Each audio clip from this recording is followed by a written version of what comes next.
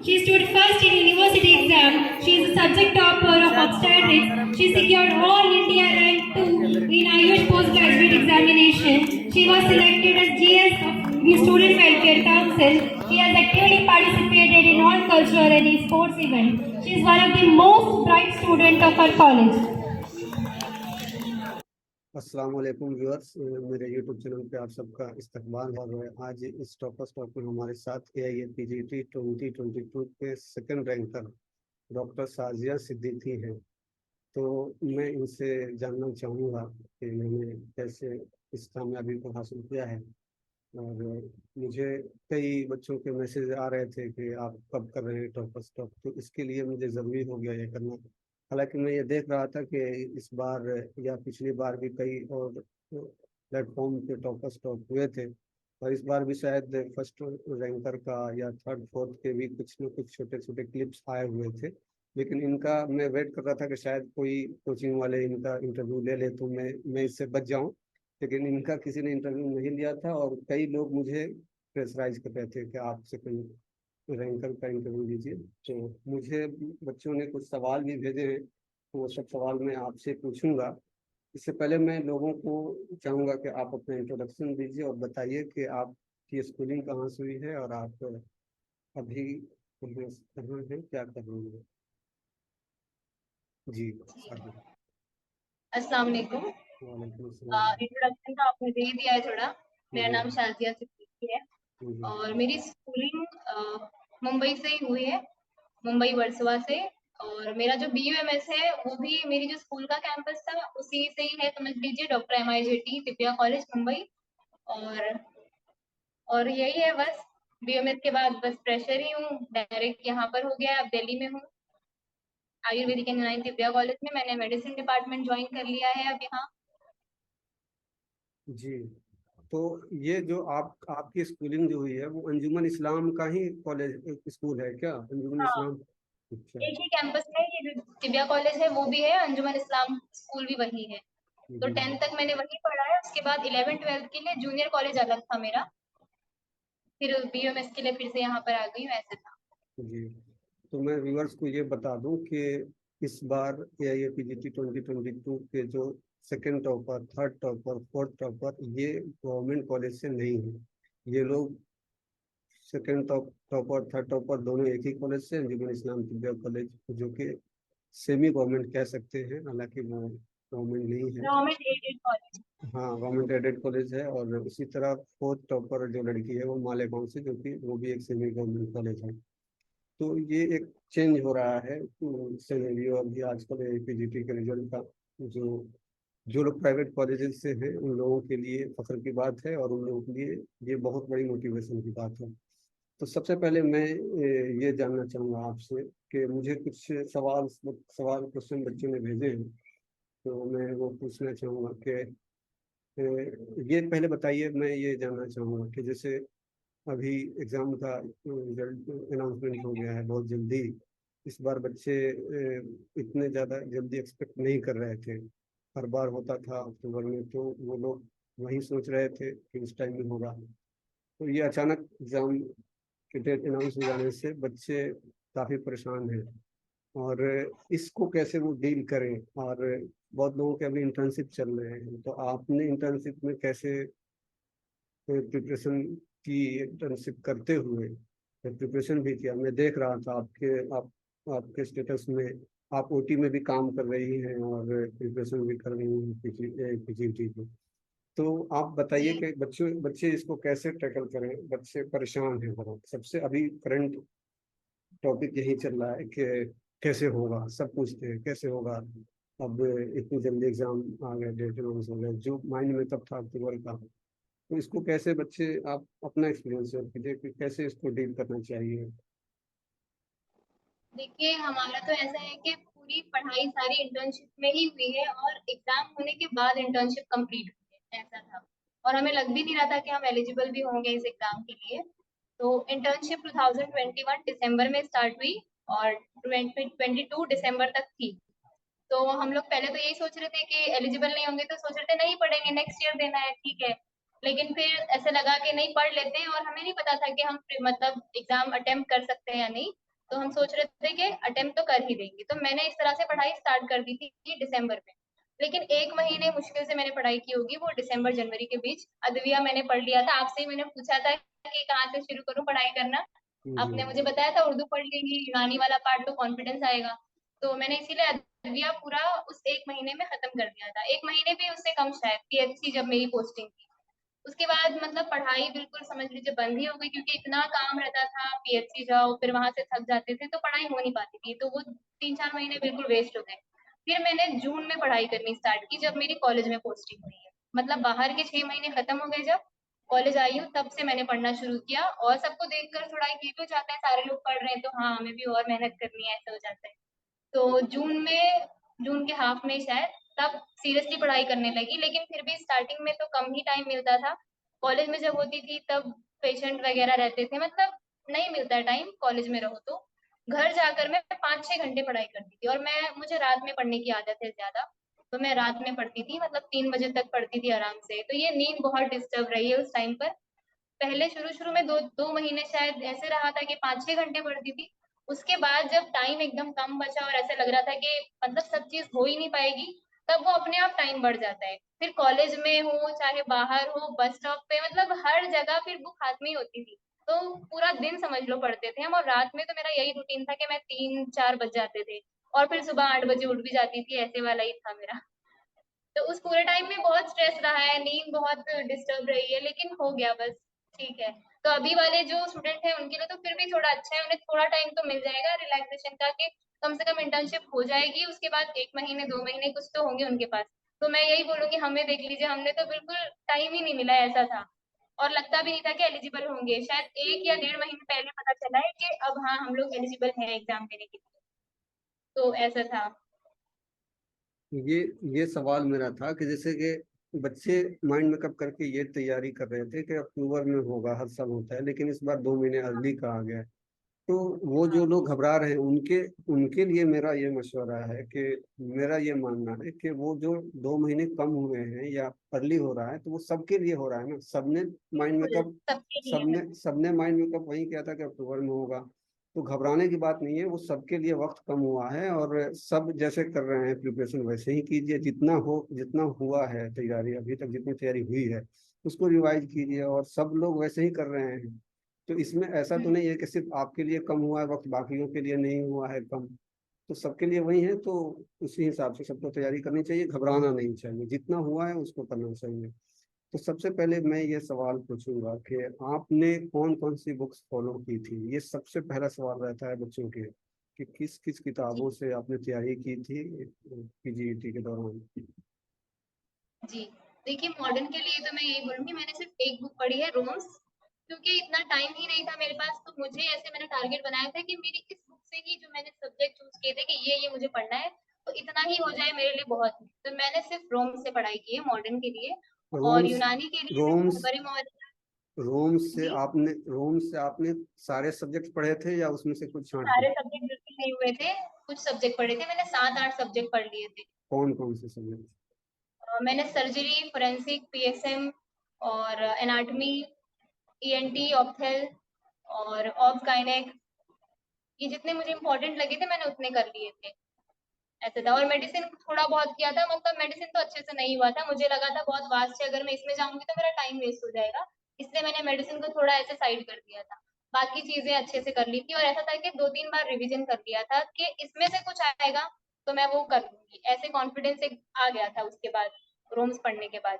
और जी। मैंने साब सीरीज़ थोड़ी देखी थी कि कैसी है, पढ़ना चाहिए या नहीं, तो मुझे ऐसा लगा ये थोड़ी ज़्यादा डीप हो रही है, और अभी के लिए मुझे ऐसा लग रहा था कि पता नहीं इस बार होगा ही नहीं, तो मैंने सोचा कि छोड़ो इसको अभी नहीं करते हैं, रूम जितना है इतना काफ़ी है, अभी पढ़ लेते हैं इतना। तो मैंने उसमें से, और बाकी मैं सिलेबस की बुक से भी पढ़ती थी। जितना जो हमारी पहले की बुक्स हैं वो सारी मैं एक क्विक रिवीजन करते हैं वैसे पढ़ लेती थी। जैसे एग्ज़ाम के पहले नहीं हम 1 दिन पहले सारा खत्म कर लेते। तो वैसे मैंने ऑब्स की बुक उठाई है, 1 से 2 दिन में वो पूरी बुक मुझे पढ़ लेनी है, जितना मैंने एग्ज़ाम टाइम पर पढ़ा हुआ है पहले। तो उतना मैं वैसे पढ़ लेती थी, ऐसे था। तो मैंने सिलेबस की सारी बुक्स को एक बार रिवीजन दिया है। और यूनानी में कौन सी सब और बुक्स यूनानी पढ़ी। के लिए मैंने रहबरे मौलजात एक्स्ट्रा जो अलग से हमें लेनी है, तो वो रहबरे मौलजात है और जामिउल अदबिया, ये 2 बुक्स ली थी। और पहले से जो बुक थी वो उसूले तिब, और एक हमारे पास माहियतुल अमराज की बुक होती है जिल्लुर रहमान साहब, वो वाली। तो ये माहियत बुक्स तो ऐसी थी कि मतलब एकदम माहियतुल ज्यादा अमराज पढ़ी थी। माहियतुल अमराज की किताब वो वामिक अमीन साहब की है। जिल्लुर रहमान साहब की, आपने जिल्लुर रहमान एक साहब की? जिल्लुर रहमान की है, अच्छा ग्रे अच्छा। कलर की बुक है वो।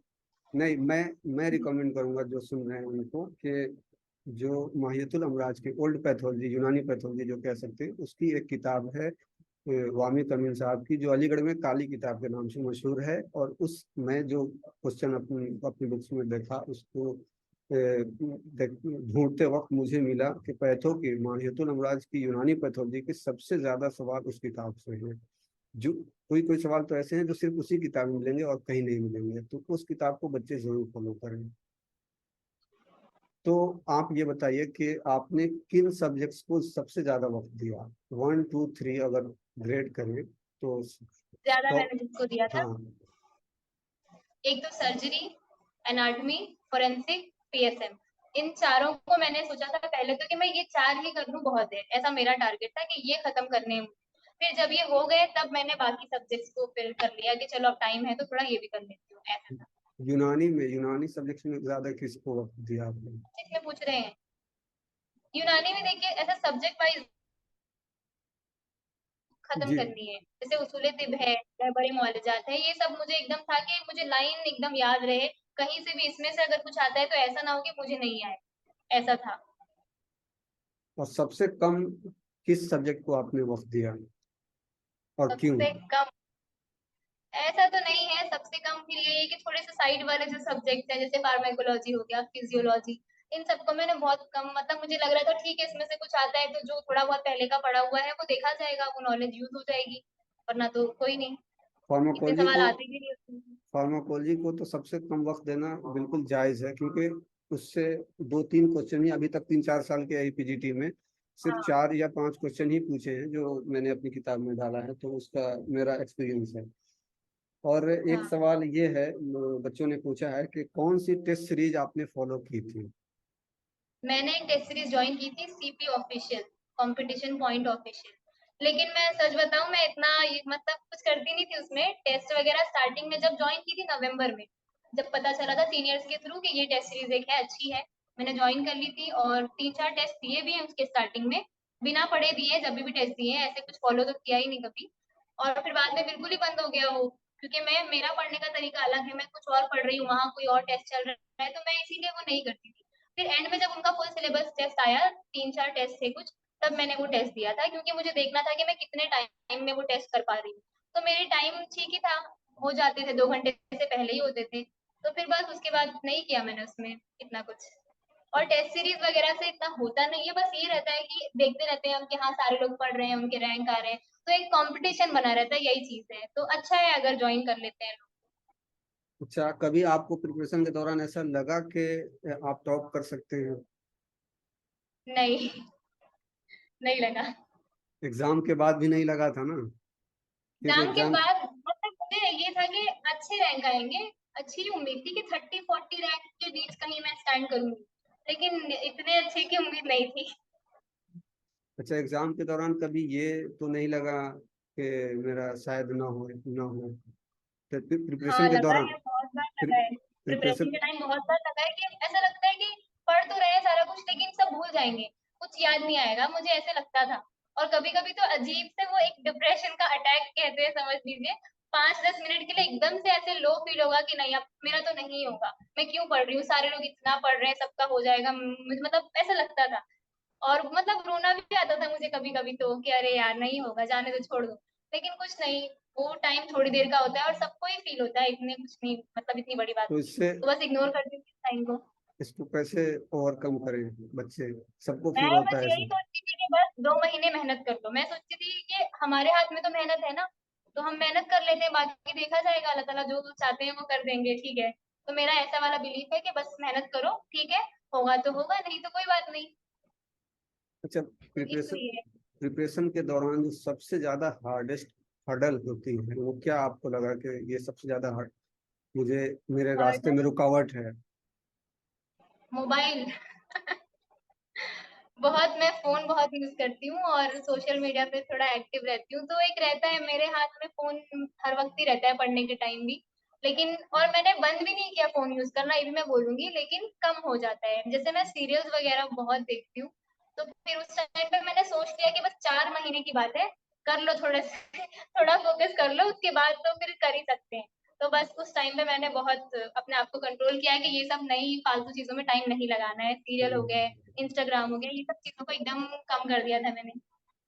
मैं बच्चों को बता दूं कि सेकंड टॉपर के दो दो इंस्टाग्राम आईडी हैं और दोनों आईडी को इन्होंने त्यागा है तब टॉप की है। चलिए, ये अब ये अगला सवाल ये है कि आपने करोल बाग क्यों सिलेक्ट किया? करोल बाग मैंने क्यों चूज़ किया? हाँ। ऐसा कुछ नहीं था करोल बाग चूज़ करना या नहीं, ये था कि ये तो अच्छा ही कॉलेज है, मैंने नाम सुना हुआ था। मुझे दिल्ली आना था हमेशा से, ऐसा था कि मैं दिल्ली पढ़ने जाऊँगी। जब मतलब बीयूएमएस से पहले की भी बात होगी, मुझे लगता था कि मैं कभी तो दिल्ली जाऊँ। जैसे लोगों को होता है शौक मुंबई जाने का, वैसे ही था मुझे। तो जब अब तो मतलब मौका ही मिल गया था, तो इसलिए बस। अच्छा, ये और सवाल, कोई खास रीज़न नहीं था, मुझे इतना पता नहीं था दिल्ली इस कॉलेज के बारे में कि कैसा होगा। एक सवाल ये है बच्चों के कि आपका स्टडी प्लान क्या था? कितने घंटे पढ़ने का आपकी रूटीन थी और कितने टॉपिक्स कंप्लीट करना प्रेफरेंस था आपका? मैंने बताया ना स्टार्टिंग में तो मैं वही 5-6 घंटे हो पाते थे, वही 2-3 महीने 2 महीने शुरू में। उसके बाद जब लास्ट के 1.5-2 महीने बचे थे तब मैं बहुत ज़्यादा पढ़ रही थी, मतलब हर वक़्त ही पढ़ती रहती थी। मुझे फिर ऐसा था कि ना नींद आ रही है, ना भूख लग रही है, वो वाला हाल हो गया था। कुछ होश नहीं था, बस पढ़ना है ऐसे एकदम से था कि एग्ज़ाम हो जाए उसके बाद ही मैं सुकून लूँगी। तो तब तो बहुत ज़्यादा मतलब मैं बोल सकती हूँ 14-15 घंटे या उससे भी ज़्यादा, पूरा दिन मैं पढ़ती थी सिर्फ़। और ऐसा मेरा ये नहीं था कि कितने घंटे पढ़ने हैं वो इतना इम्पोर्टेंट नहीं था। हाँ, टॉपिक का मेरा रहता है कि मैं कोई सब्जेक्ट अगर स्टार्ट करती हूँ तो वो खत्म करके ही फिर मैं मुझे सुकून आएगा। मतलब मैं ऐसे नहीं पढ़ती हूँ कि ये 2 घंटे मॉडर्न पढ़ा, 2 घंटे ये पढ़ा, ऐसे नहीं पढ़ाई होती मुझसे। मैंने एक बुक उठाई है तो वो पूरी खत्म होगी उसके बाद दूसरी बुक शुरू, ऐसा होता है मेरा। तो जैसे मैं पीएसएम अगर मैंने टॉपिक ये सब्जेक्ट स्टार्ट किया, 4-5 दिन उसको दिए, वो जब खत्म हो जाएगा उसके बाद दूसरा सब्जेक्ट। तो एक सब्जेक्ट खत्म करके ही मैं आगे बढ़ती थी, ऐसा था। अच्छा, अब आप एग्जाम क्लियर की सेकंड रैंक के साथ और आपने सिर्फ रोम्स पढ़ा, तो क्वेश्चन के अकॉर्डिंग जो क्वेश्चन पूछे गए एग्जाम में, जो क्वेश्चन आए थे, तो क्या आपको ये लग रहा है कि सिर्फ रोम्स इनफ है, या शार्प अगर कोई सिर्फ पढ़ रहा है, शार्प या रोम्स पढ़ रहे हैं, तो क्या वो इनफ है? देखिए क्वेश्चंस तो जैसे आए थे मुझे लग रहा था वो कहीं से भी नहीं आए हुए ऐसा कुछ हाल था। तो मतलब बस पढ़ लो, ऐसा हो जाता है कि ना वो अगर यूज नहीं होगा ना जो चीज हमने पढ़ी है तो एलिमिनेशन में तो काम आ ही जाता है। ये 4 ऑप्शन है, हमें ये तो पता रहेगा चलो ये ऑप्शन तो नहीं है, ये तो मैंने वहां पढ़ा था, ये वो चीज नहीं है। तो ये ठीक है, पढ़ लो। कितना मेरा कहाँ से पढ़ा है वो इम्पोर्टेंट नहीं है, जितना मतलब कितना रिटेन करते हैं हम, कितना दिमाग में है वो इम्पोर्टेंट है, और 5 साल जो पढ़ाई की है वो भी तो मैटर करती है। मेरा ये मानना है कि रोम्स और शार्प उसी के लिए इनफ होगा जो 5 साल अच्छे से पढ़ा है, सिलेबस सारे हाँ। टेक्स्ट बुक को अच्छे से पढ़ा है, वो उसको याद है चीजें या कंसेप्ट क्लियर है, तो उसको आसानी होगी फिर ये चीजों को रिकॉल करने के लिए, तो उनके हाँ। लिए इनफ है। जिस तरीके से रोम्स में आजकल। अब एक टेबल बनाया हुआ है कोई, एक लाइन में चीजें दी हुई है, अब कोई पहली बार पढ़ रहा होगा उसको कुछ नहीं समझेगा। जी। तो उस चीज के लिए हमारा बैकएंड वो स्ट्रांग होना चाहिए। जी। तो वो चीज है। तो ये बताइए कि किसी ने एक सवाल किया है कि आपके अकॉर्डिंग एमडी प्रिपरेशन ज्यादा बेहतर है या पर्सनल प्रैक्टिस? एमडी ना करें, पर्सनल प्रैक्टिस स्टार्ट कर दें, वो ज्यादा बेहतर है? देखिए वैसे तो अपनी अपनी चॉइस है, इंसान को क्या पसंद है, मतलब कोई क्या करना चाहता है उस पर डिपेंड करता है, लेकिन मेरे हिसाब से एमडी प्रिपरेशन ज्यादा बेटर है, मतलब एमडी में सिलेक्ट हो जाना। क्योंकि अच्छा है, यहाँ पर आने के बाद मुझे तो यहाँ आके दिल्ली आके वैसे ही फील होता है कि हम बहुत कुछ सीखते हैं एक एचओडी के गाइडेंस में, इतने सीनियर्स के साथ रहकर जो नॉलेज हमें मिलती है वो मतलब अच्छा है। 3 साल तक हम सीखेंगे, रिसर्च वर्क करेंगे तो बहुत चेंज आता है, वो खुद पता चलेगा। जब एक इंसान वो चीज जब जाए वहां पर तभी समझ आएगी वो लोगों को। वहां बैठकर मतलब जब मैं स्टूडेंट थी बीयूएमएस कर रही थी तब मुझे नहीं समझता था कि ऐसा कुछ होगा। लेकिन हाँ, बहुत फर्क आता है, तो एमडी करना ज्यादा बेटर ऑप्शन है मेरे हिसाब से। हाँ, मैं भी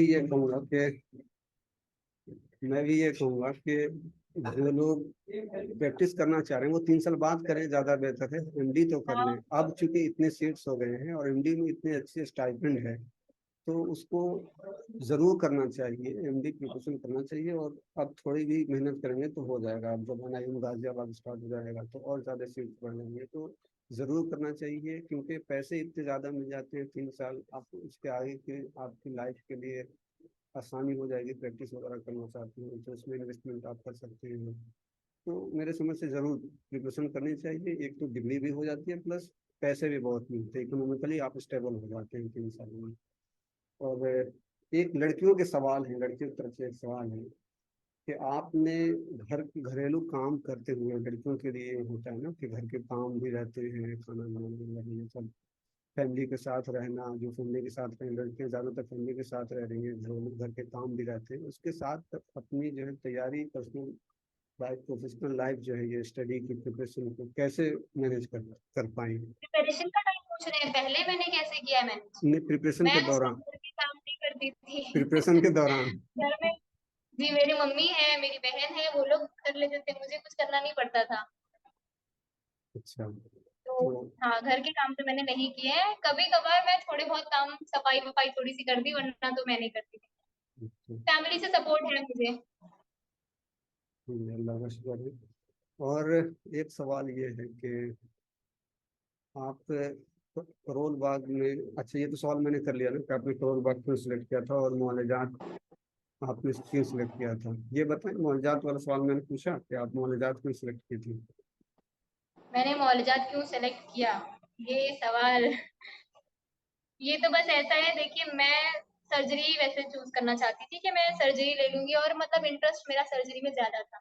लेकिन फिर मैंने बहुत सबसे पूछा, सीनियर्स वगैरह से भी और टीचर्स से भी, और मैंने खुद भी देखा स्कोप जितना है, तो सर्जरी का उतना मुझे मतलब ठीक नहीं लगा, कि मेरे लिए वो ठीक नहीं है। मेरा कोई फैमिली बैकग्राउंड है नहीं, ऐसे मेडिकल फील्ड वाले लोग हैं नहीं उतने, तो मुझे जो करना है वो खुद अपने लिए करना है अभी, तो वो मेरे लिए सही नहीं है, ऐसे मुझे लगा। तो इसलिए फिर मैंने मेडिसिन को चूज कर लिया कि ये ज्यादा बेटर ऑप्शन है। और इसमें ऐसा है कि मेडिसिन में थोड़ा हम यूनानी वाले पार्ट पर फोकस कर सकते हैं और अपना कुछ अलग कर सकते हैं, वरना तो सब चीजें सेम ही थी, एलोपैथी वाले सारा कुछ कर ही रहे हैं वैसे भी।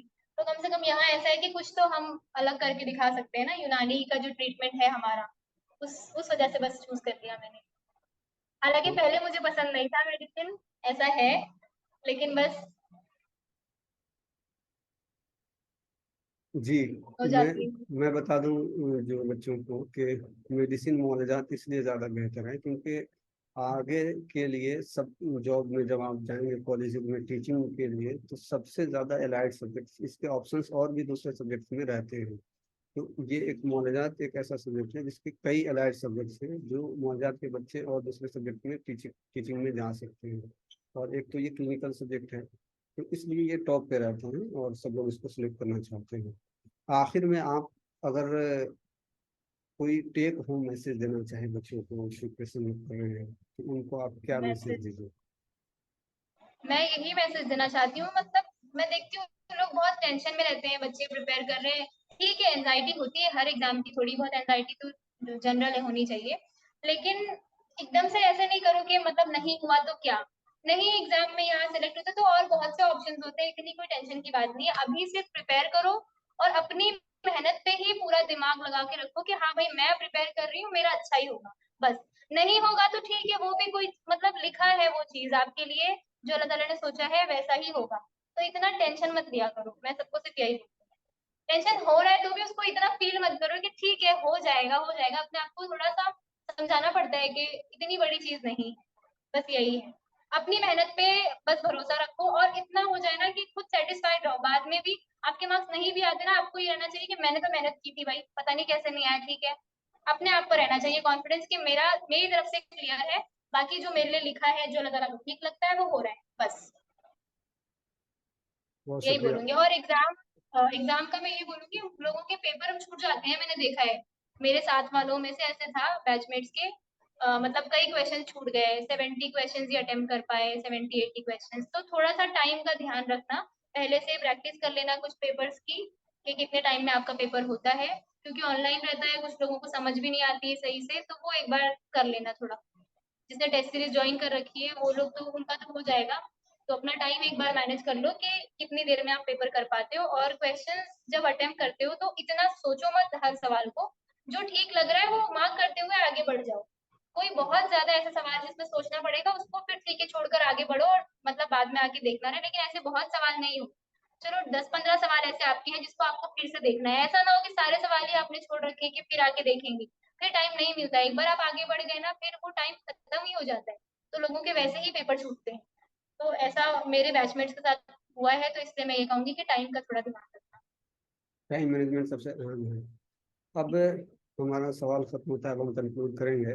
तो इससे पहले कि मैं चाह रहा हूँ कि आप कुछ, मैंने देखा आपके सोशल मीडिया पे और इस पे फॉलो करता हूँ, तो आप कुछ खुद लिखती भी हैं, शायरी भी करती हैं।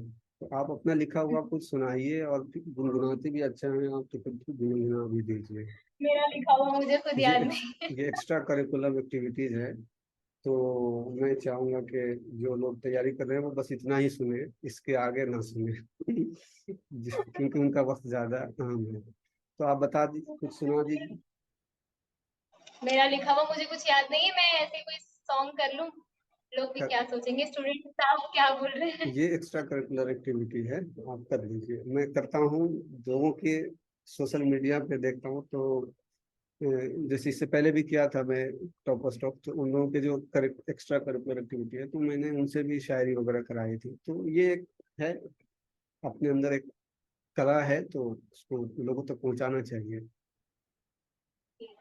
जी मैं एक सॉन्ग कर लूं, ठीक है। बिल्कुल बिल्कुल जी।